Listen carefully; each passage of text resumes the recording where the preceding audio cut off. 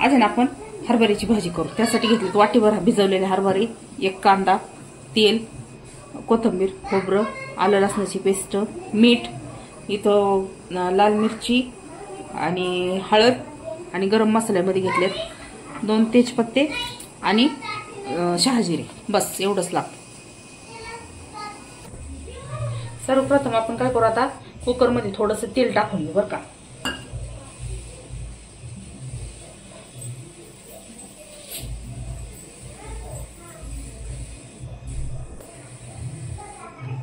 आता कुकर गरम झालाय, त्यात आहे ना आपण हे हरभरे टाकून घेऊ। अगोदर थोडंसं तेल टाकले,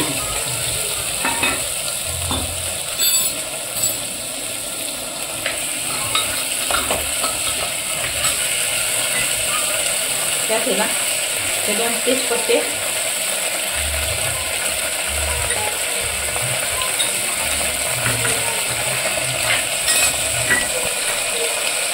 आणि पाणी, त्याच्या आता 2 शिट्ट्या काढून घ्यायच्या। आता कढई आपली गरम झाली, आपण आता तेल घालू त्याच्यात। 2 मोठे चमचे तेल घातलंय, त्यात आहे ना 1 पाव चमचा शहाजिरे घालायचे।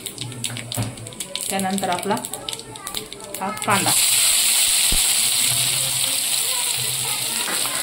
कांदा चांगला लाल होईपर्यंत परतून घ्यायचा।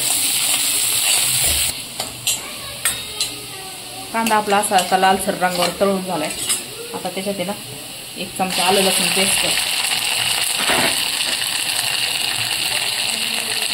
आणि ना 1 मोठा चमचा खोबऱ्याचा किस,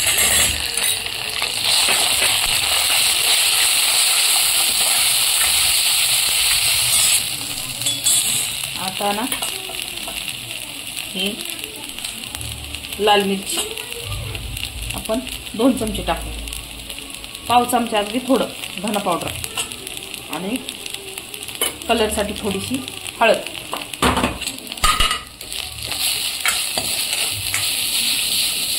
मस्त सगळं एकजीव होईपर्यंत परतवायचं, ते तेल सुटेपर्यंत सगळे मसाले छान परतून घ्यायचे। थोडीशी कोथिंबीर घालून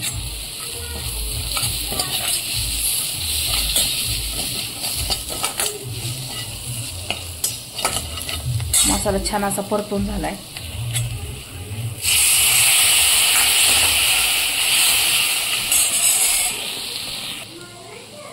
त्याच्यातलं आपण थोडंसं असं पाणी टाकून घेतलं होतं मसाला जळू नये म्हणून।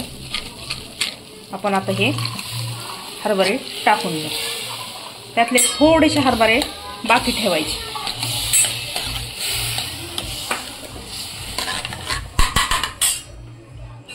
त्यात आता ते जे हरभरे आपण थोडेसे ठेवले होते ना, त्याची मिक्सरमध्ये अशी बारीक पेस्ट करून घ्यायची, ती याच्यात घालायची। त्याच्याने काय होतं, भाजीला असा घट्टपणा येतो। बाकीचं असं शेंगदाणे काय घालायची त्याला गरज लागत नाही। आणि छान अशी आता शिजू द्यायची भाजी। आता आहे ना उकळी फुटली ना, थोडंसं त्याच्यात 1 छोटे 2 चमचे ना घरचं चांगलं असं गावरान तूप घालून घ्यायचं।